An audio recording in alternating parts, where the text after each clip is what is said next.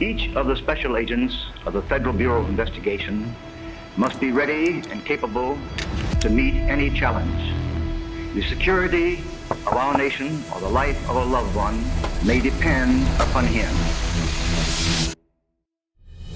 The FBI built Hogan's Alley, right? It's a fake town, but it's populated by real people. Everything is in play, from the venues themselves to the people that are on the streets. She has to be able to take that all into account. You're going to have to make split-second decisions on whether to take someone else's life, or if you make a mistake, they can take your life. The training takes you to a certain point. Hands out to a T. Hands out to a T. When you have deadly force in your hand, there's a huge mental component in that you can't train for and really no one can prepare you for. You just have to be in it.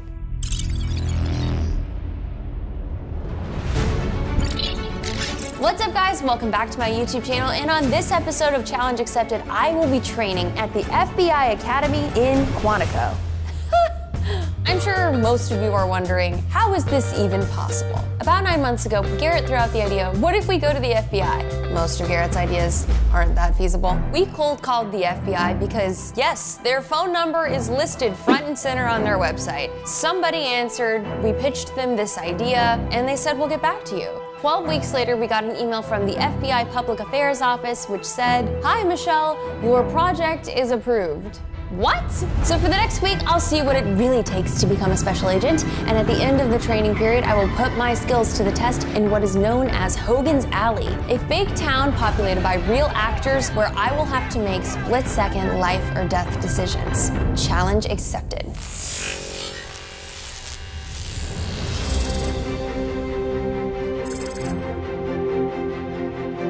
Welcome to the FBI Academy. Thousands of people apply for these jobs. You are lucky enough to be sitting here right now. You will be evaluated 24 hours a day, 7 days a week. Probably the number one reason people fail is they don't come here with the right mindset. It's a very challenging curriculum. There are going to be great days, there are going to be really awful days for you, but you have to have the positive mindset in order to get through those. If you would, please recite the honor code out loud. As a student of the FBI Academy, I devote myself to the pursuit of truth and knowledge. I subscribe to the highest standards of honesty, integrity, fidelity, and honorable behavior.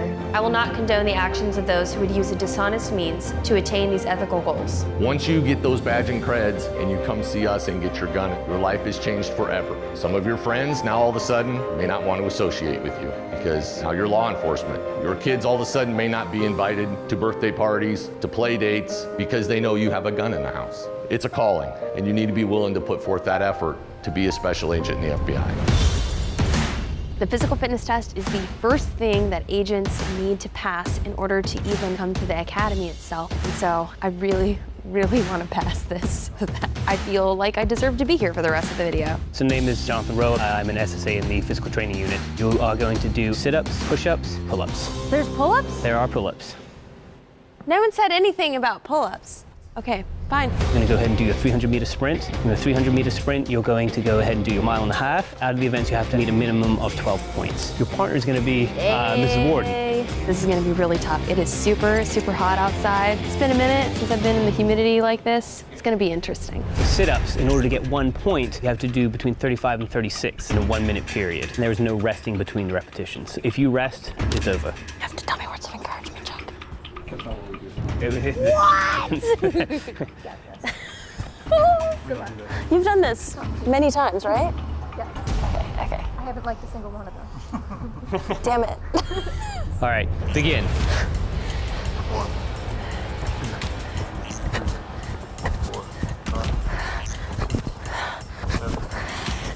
That's 30 seconds. Move those hands back up a bit. Michelle, there you go. Put them back up on your shoulders. Don't pull on your shirt.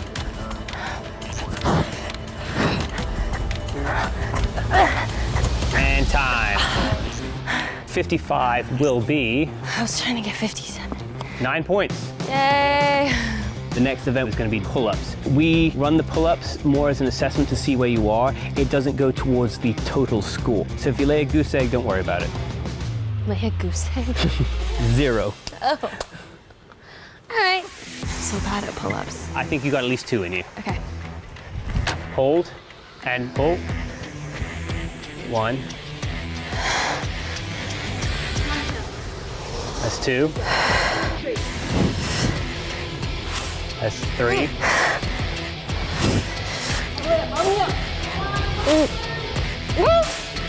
No. Sorry. Your chin was right there at the bar. It didn't go over the bar. So Oh, you're too. we have strict protocol here.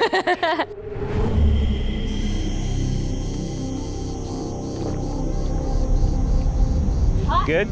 Oh yeah, coach. Put me in, coach. All right. Next event we're going to do is the push-ups. So this is not timed. It's not time. It's a continuous motion. So What am I going for here?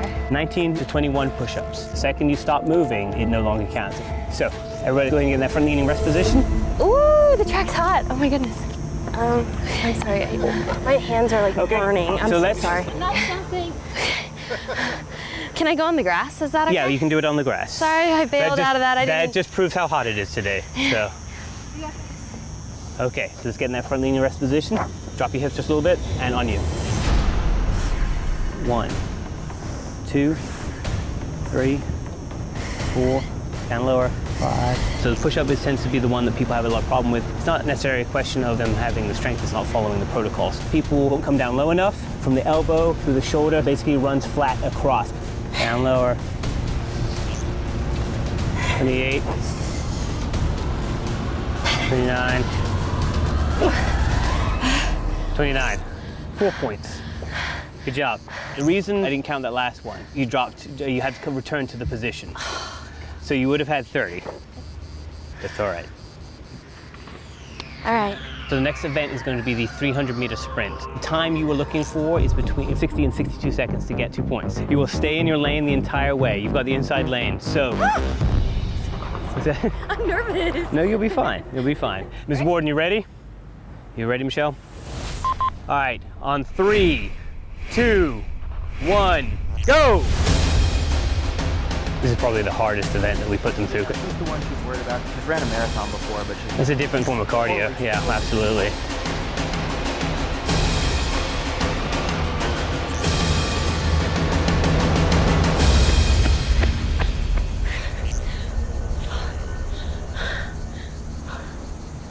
How did I do? 52 seconds, 7 points. Hold 10 seconds faster than you needed. Good job. That's good. Good job. Oh my God, I can't remember the last time I went on a run. It definitely felt longer than it actually was. We're gonna have to do that 1.5 miles soon. We're not gonna run the 1.5 miles today, okay? I just got information that we have the black flag condition. The Marine Corps base here monitors humidity and temperatures. Currently, it's not appropriate to do strenuous activities outdoors. We've got to cut it right now, okay? And this is not something I can let you waiver on. This is my call, okay? Okay. Yes, ma'am, thank you.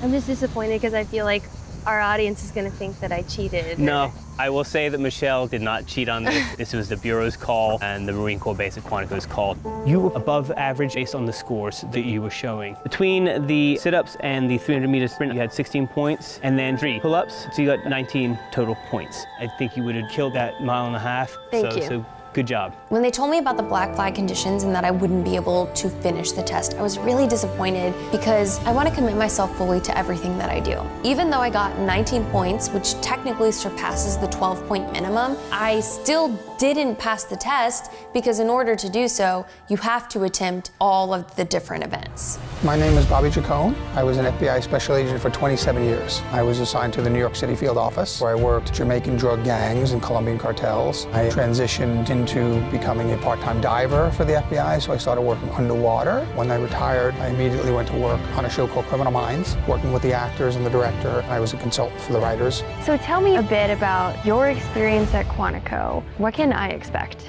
There's a certain mental aspect to it. You can run and you can do all that stuff, but when you have deadly force in your hands, you have a weapon in your hand, there's a huge mental component in that you can't train for and really no one can prepare you for. You just have to be in it. Firearms training is the largest block of instruction here at the FBI Academy. The weapon we issue is the Glock 19M, made just for the FBI, fired over 120,000 rounds with no malfunctions. Every training session will begin with the cardinal safety rules. Treat all firearms as if they're they're loaded. Keep your finger off the trigger until you intend to press it. Never point a firearm at anyone unless you're justified. How does FBI firearms training differ from military or police academy? So most of our operations are done very early in the morning. If you're going to arrest somebody, you can almost guarantee that they're home at like 5 a.m. So a lot of times it's dark. We're deploying our weapons when there's not a lot of light.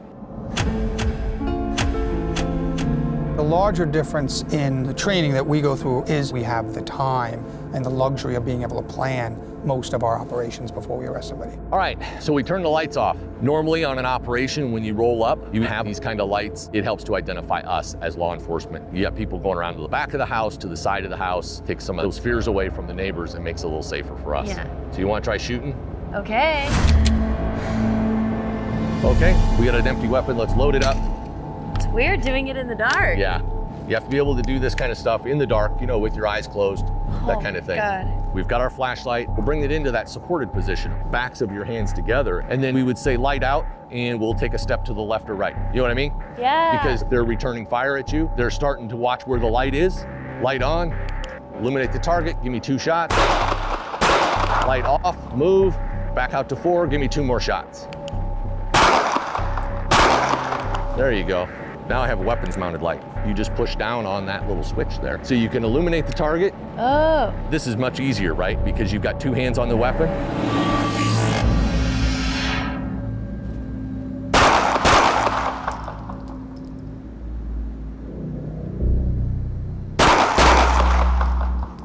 Nice.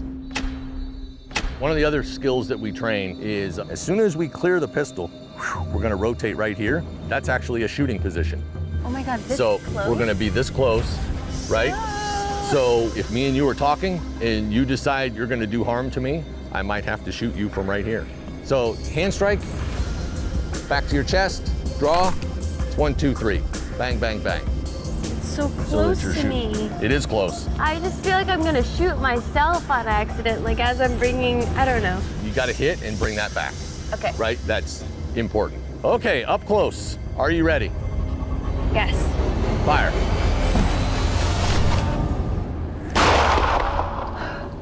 Two. There you go. And holster. That was really intense. Yeah, you get the concussion back from the target. Yeah. Hits you right in the chest. We shoot a lot of holes in paper, and we do that because we have to score, we have to evaluate performance, and that's how we do it. But what are we really trying to do? It's to shoot a human adversary. During this training, you're going to be put in positions where you have to make split-second decisions. The wrong one could cost an innocent person a life, or it could cost you your life. And that's a really heavy position to be in. Hi, I'm Supervisory Special Agent Ann Kolb. Today we are here to do a judgmental shooting exercise, but before we do that, you need to know what the deadly force policy is. First, subject possesses a weapon or is attempting to gain access to a weapon under circumstances indicating an intention to use it against the agent or others. 2, the subject is armed and running to gain a tactical advantage of cover. 3, a subject with the capability of inflicting death or serious physical injury or otherwise incapacitating agents without a deadly weapon is demonstrating an intention to do so. Or 4, the subject's attempting to escape from the vicinity of a violent confrontation in which the subject inflicted or attempted the infliction of death or serious physical injury. Well, I get to say, FBI, put your hands in the air. Yeah, you should. You better. And it's really important to do it forcefully. Like, how do you say it? Like, FBI, put your hands up. Now, God. put your hands up. Let me see your hands. This man is wanted for an attempted kidnapping 4 days ago. You are now in the building where he works as a night custodian. Can you articulate what you did? Who the hell are you and what are you doing here? FBI, don't move. He did not comply with verbal requests. I don't care who you are. This is my building, and you're not authorized to be here. He already had a weapon drawn. It was a knife, and his other hand was visible, which is why I did not shoot it first. Didn't feel like he was going to kill us in that moment. Put the weapon down and put your hands up. I didn't like that. I did not like that. I did not like that. It does get your heart rate up, doesn't it? Yeah. And you know he's not actually a threat. When did you draw your weapon? As he was running at us. Do you think you could have drawn earlier? Yes. So what's the benefit of drawing earlier? It might scare them more into not escalating. Yeah, it might be more persuasive, right? Don't let them talk. This isn't a conversation. Yeah. This is you giving commands. You have to be aggressive. If there's any kind of equivocation in your voice, the criminal will know it. They are very adept at knowing weakness. This man is a janitor in the local TV station. You and your team have come to arrest him for a bank robbery in which he used a demand note but displayed no weapons. FBI, don't move. I don't know who you really are, but if you want some trouble, I can give you some. Pepper spray. Okay, I'm not gonna shoot, but I'm gonna do pepper spray. Oh my God. Okay, wait. What? He just took your gun. He just took, wait, I thought that was over. I thought I could say pepper spray. Well, can you explain why you did or didn't actually use deadly force? He didn't have a weapon. Okay. He was not armed. That guy looked like a fairly strong, big guy. He had speed coming at you, closing that distance. Would it fit under 3? Would it not? Yeah, I guess it does. I was just trying to be nice. I'm a person who likes to diffuse situations by talking. It's bizarre to be in scenarios with people who are in different mental states or don't want to comply or listen and have to use a weapon to make others safe. That just feels weird. This is Whitey Brown, who is wanted for bank fraud. He has no criminal history and is not known to carry a firearm. Other agents are behind the house. FBI, put your hands up. Don't move. Oh, hi. If you're looking for Whitey, he's right inside. I'm just a neighbor. Gotta go. Don't move. Okay, I don't think I should have shot him. Wait, is he coming back? Oh my God, I'm going after him. We're running after him. It's okay, go ahead and holster. Okay. I hate this so much. At this point, you were going to shoot at anything. You were primed to go. I wanted to throw that in there to see if you could process enough of the deadly force policy that you realize, yeah, he doesn't have a weapon. I have no reason to believe he has a weapon right now. We're preparing them for Hogan's Alley. The nightmare scenario for me as a legal instructor is I have a student who they're not confident on the deadly force policy, and they hesitate. They get killed, they get shot, or they get someone else killed or shot. You need them to be able to make that decision split second. It's interesting because when you're in there looking at a screen, it still feels very high stakes. My heart rate went up, I was nervous. There was one scenario where I just froze. Right, that'll happen. It really changes your outlook on certain situations. You'll see a situation now on the news where an officer either took a shot or didn't take a shot, and you'll know what they dealt with. Yeah. And oftentimes it's not so clear. That's why a lot of the scenarios are vague. If that person had had a gun and wanted to do that officer harm, and that officer hesitates, then the officer's dead.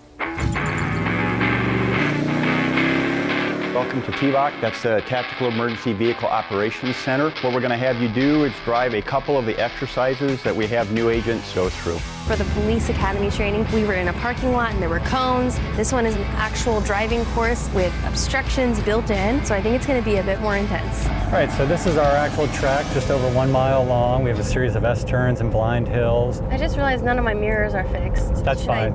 I don't need mirrors? Not for this. As a training vehicle, we keep all the mirrors tucked in to focus on the other things.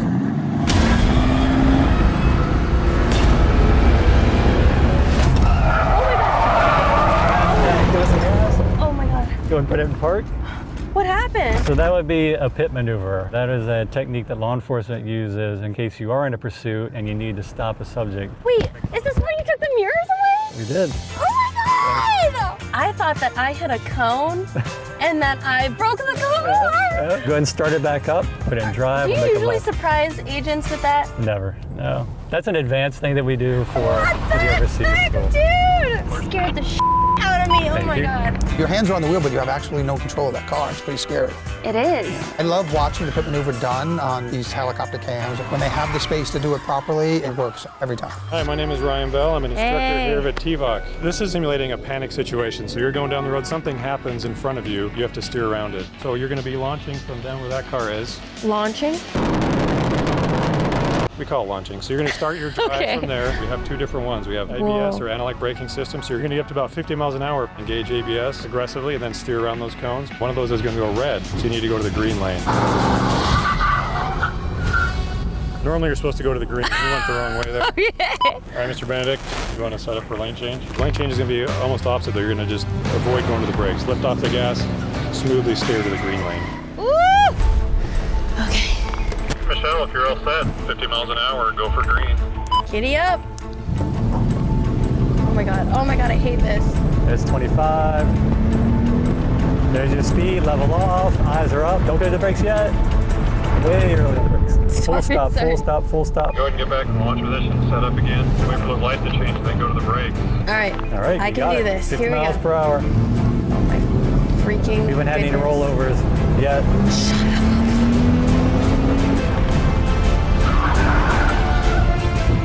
Good, way to keep those eyes up. All right, nicely done. Let's take it on out. Thank you, I did not breathe that entire time. You may want to do that. All right, so now we've decided we can't get the car stopped in time because we just don't have enough room between us and the vehicle in front of us. Now we're just gonna have nice smooth steering into another safe lane of travel. Okay. These split-second decisions you'll have to make are freaking crazy. You got this. I got this. Woo! Good. Just like that. Nice job. Like a pro, nice job. You may have a future in the FBI. Oh my God. There's some cone damage. Now we're out with what we call the stress obstacle range. Or Stress obstacle the range? stress obstacle range. You'll notice we brought a truck in. We're gonna have you start inside the vehicle. You'll engage those targets, and then you'll come outside the vehicle and run the obstacle course. We do this so that we get your heart rate up and get a little stress going. I've never done something like this while shooting a live gun. You'll be fine. This is It's crazy. fine. All right, 3 on each one. Ready, and fire. Slow down a little bit, get your hits. Focus on that front sight, there you go.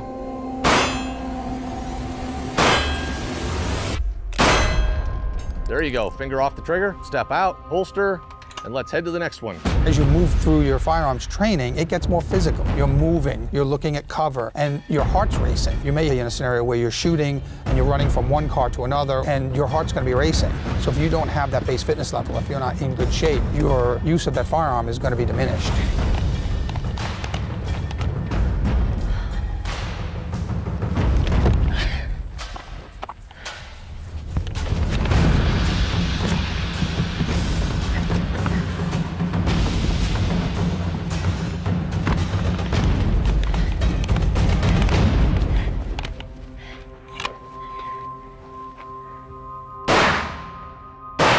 Get that front sight, slack out, and a good press. Nice, go to the next one. There you go, now let's go up to the front one.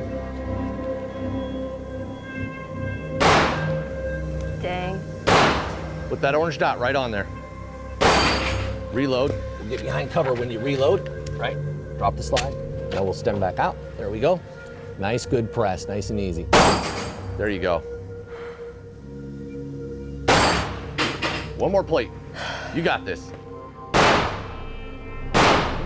Raise it up. So much harder when you have your heart rate up. Those are 6-inch plates. They're a lot harder to hit Yes. than the bigger torsos. And I'm just trying to imagine people moving. Yeah, at least these targets are stationary. Yeah. Right? They're not shooting back at you. My name's Sam Benson. I'm a supervisory special agent here at the Academy. We're going to work on an action versus reaction drill. You're going to be up on your gun, prepared to take a shot if necessary, and the other guy is going to have a gun in his hand just sitting at his side. You are going to be giving him commands, telling him FBI don't move. When I give him a thumbs up, he is going to initiate the gunfight, and I want you to engage him with one round as fast as you possibly can. If you don't take the shot when it's necessary, you're increasing the risk to yourself and potentially to other people. Does it hurt to get hit? Do you want me to tell you the truth? Yeah. Yes, it hurts. Stand and fight. I want to do this. Okay. I just feel like I'm going to lose. I'm going against a literal FBI agent. You'll be fine. He's not that good. Not that good. Come up to the, there you go. I don't Good. like, this makes me feel so Present the weapon uncomfortable. all the way out, finger off the trigger. At his first movement, you engage the target. Oh God, this feels so weird. Are you ready? Start giving commands. FBI, put your gun down. Put it down. Put it down now. Stay on your gun. Stay on your gun. Good. Good. Go ahead and holster. I didn't even hit him. You got hit? Where'd you get hit? Right here. In the leg? Yeah. The action-reaction exercise really brought the shoot-don't-shoot scenario to life for me in a new way. It is scary when there is a real life human being in front of you and you have to decide, do I pull this trigger or do I not? The exercise really taught me that when someone has a weapon in their hands, they are the ones in control if I don't shoot first, or if I don't de-escalate them as quickly as possible. Did you want to do it again? No. You sure? I'll do it with you. Oh. The only secret is don't move and go to the trigger. You're still not going to win, but your first round's at least going to be accurate. Jesus Christ. Are you ready? Go ahead and pull your weapon. It feels so awkward. You know what I mean? Pointing a gun at someone else. I know, it feels awkward. It's not natural to shoot other human beings. Keep your finger off the trigger. Give her commands. Get on the ground. FBI. FBI. Better. Did you get hit? Yeah. Good. Did you get hit? I don't think so. What I learned from the second round is no matter who's holding the gun, they can pose a threat. Even though she wasn't professionally trained, she was still able to get a shot off first. She was faster than you were, but she was inaccurate with her round. You were accurate with yours. That's a win for us. The fighting mindset is everything. Understanding that, yes, it's going to hurt. I'm going to make her move and flinch rather than me move and flinch. This is all about getting someone to comply with your commands, right? Most people don't want to go to jail and won't go voluntarily. If they don't have a weapon or if they don't pose a deadly threat to you, you can't use deadly force against them. So you have to use less than lethal force. We're going to do an active takedown of an individual. We like to cuff people face down on the ground. However, a lot of times when we're doing that, they tend to cover up their arms. If I'm just pulling on this arm, I'm never gonna get that out. I've got my knee. I put it small as his back. Take my hands down, pull it up and expose. Now, I exert some pressure on his chin. Arms out like a T, sir. Arms out like a T. I want to make it so he wants to get his arms out to alleviate pressure. One person tends to usually work the upper body, one person tends to usually work the lower body. We're going to have you working the upper body aspect of it. Mrs. Warden is going to issue commands to Mr. Kemp.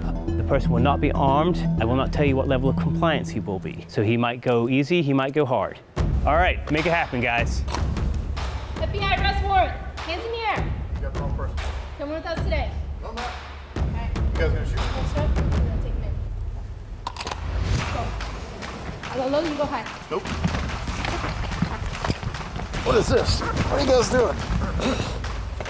Get off of me! Pull forward. Remember, Michelle, talk to your partner. That knee in his back. There you go, good.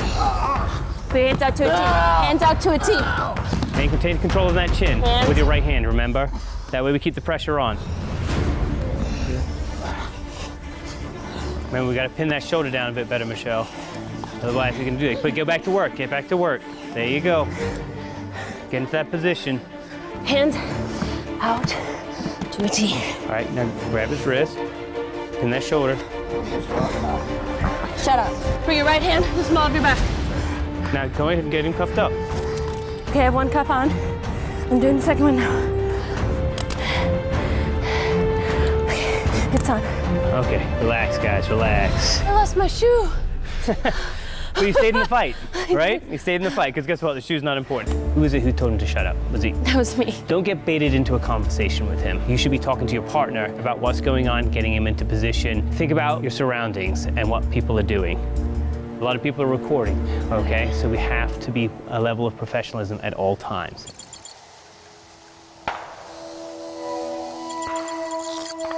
Do you think I have what it takes to be an FBI agent? One of the hallmarks of being an FBI agent is being able to perform well under extreme physical stress.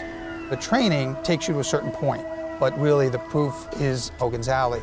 Until you go through it, you don't know what it feels like. Hogan's Alley is not a law enforcement friendly area. The bank gets robbed 7 times a week. It's a fake town, like a Hollywood set, but it's populated by real people. It forces you to draw from all of your training, your legal, your tactical, even your firearms training. Your body's gonna respond to this stress. Your heart rate is gonna elevate. You're gonna start breathing really, really hard. At any point, you've gotta be prepared to deal deadly force. Okay, so what happens now? I don't like this. I don't like your surprises. I don't like anything about this. All right, so 101st Street, there's a woman there named Liz Gursky. We got a tip that Jen Mendoza, person we have a warrant for wire fraud, has been staying with Liz Gursky. The location is a third-party residence, which means we just can't go in and arrest the person. So Michelle needs to ask questions of the homeowner, establish the appropriate authority for her to be able to go in and actually apprehend the subject. When you are out here, everything is in play. People at that house, people down the street, they're all in play. All right, you guys ready? All right, let's go deliver some justice.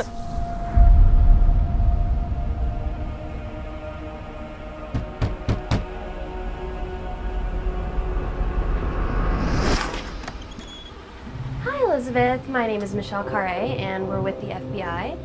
Mind if we chat for a minute? I haven't done anything wrong. I don't know why the FBI Oh, you're is on the totally doorstep, fine. like- You're totally fine. Okay. You're totally fine. We're looking for someone named Jen Mendoza. Why? We have a warrant for her arrest. Jennifer rents a room from me. She works like late, so she's probably sleeping. But she's home right now. I don't know for sure. I mean, she probably is. She's usually home around this time, but I don't know, like, Is it okay if we come inside and take a look and maybe say hi to her? I guess. That'd be great. Thank you so much.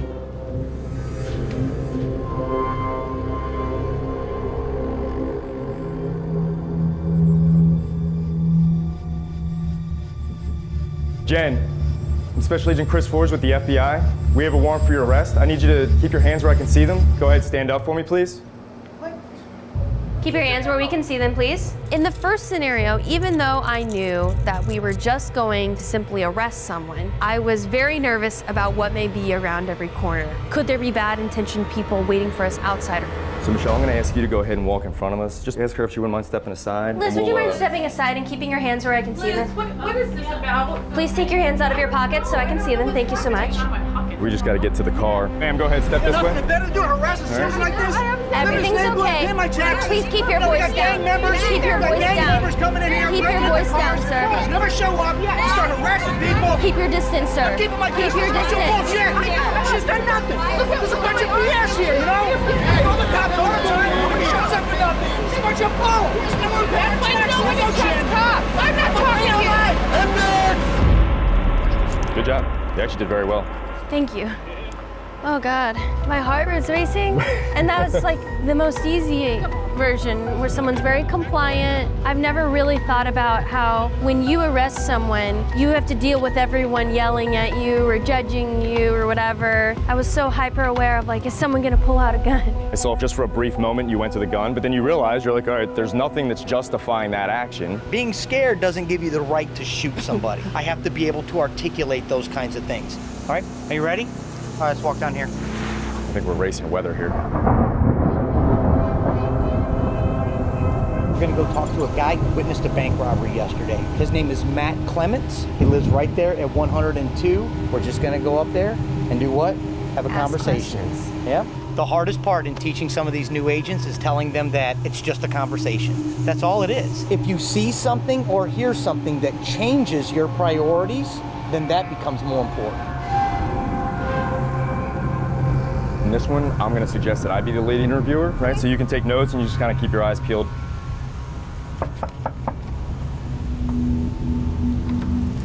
Hey, good afternoon. Mr. Clements? Yes. Hey, my name is Chris Forbes. I'm a special agent with the FBI. This is my partner, Michelle Carr. Hi, nice to meet you. Nice to meet you as well. We're following up with you regarding the bank robbery yesterday. We understand you were a witness to it, and we just wanted to get some information from you. Yeah, no problem. So it was about like 3:30 p.m. Yeah. Yes. Yes. Thanks, dude. I appreciate Yeah, you're welcome. So, John Smith, No, it's my okay. neighbor, he gave him a note. I don't know what it said. He made a quick exit and Hey. kind of scuffle. They're just having an argument. So, Sorry, yeah, yeah, sorry. no, I understand. We should It's a little intervene. distracting, yeah. Yeah, I think we should intervene. Oh, hey. All right. All right. Go ahead. Go ahead, move down. All right. Go ahead. I'll keep cover on him. All right.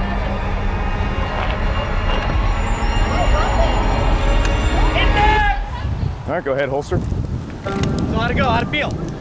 Oh God, I knew you were about to do something crazy because I knew it wouldn't be as simple as, I didn't do let's go anything. find information. I didn't do anything. Oh my God, when he got out of the car and pulled out the hammer, I just felt my heart skip a beat. And I literally heard Ann saying he's an aggressor looking like he's going to hurt or kill someone else. And I was like, that's it. You actually did very, very well. You take that shot even though there's some distance, because if he makes one good shot with that hammer, it could kill her. So I have to take action in order to save her life. Any questions for me?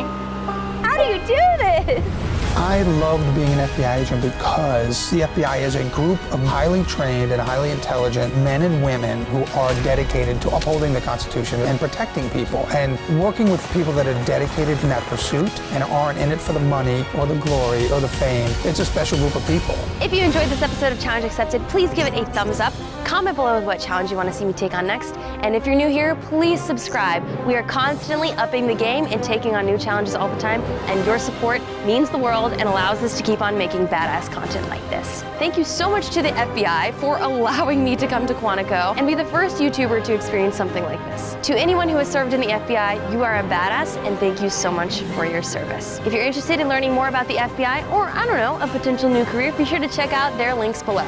Thank you guys so much for watching and have a great day. Bye!